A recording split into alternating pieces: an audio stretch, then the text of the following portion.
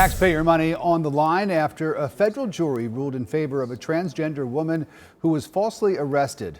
This happened in 2015, downtown Atlanta, and the jury awarded Jazima Goldring $1.5 million against the Atlanta police officer who arrested her. CBS 46's Zach Summers live in Midtown after speaking to Goldring's lawyer about the verdict. Zach.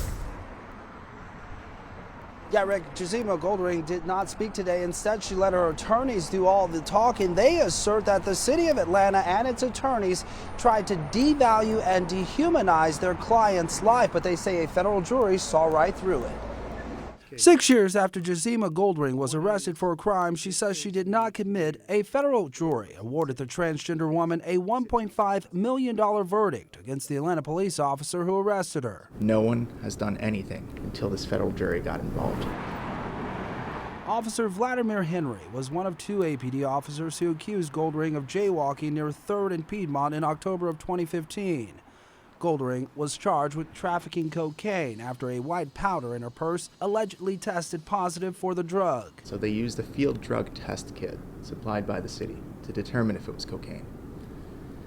What we showed at trial is that the result was negative. Goldring spent nearly 6 months in the Fulton County Jail, an experience her attorneys described as horrid. She was subjected to sexual misbehavior that was happening at the jail. She was subjected to physical violence. Her lawyers also took aim at the city's law department, saying their approach during trial was crass and dehumanizing. In their closing argument, they literally said that since our client was at points in her life homeless, quote, what did she lose? The judge in the case pointed to two troubling practices by APD. The first, arresting people for low-level offenses like jaywalking. The second, a system used by APD that awards officers with points for taking different actions. The judge said the point system could create perverse incentives for officers. There has to be a cultural shift within this department that says that this kind of conduct and every nuance and collateral consequence of this conduct is unacceptable.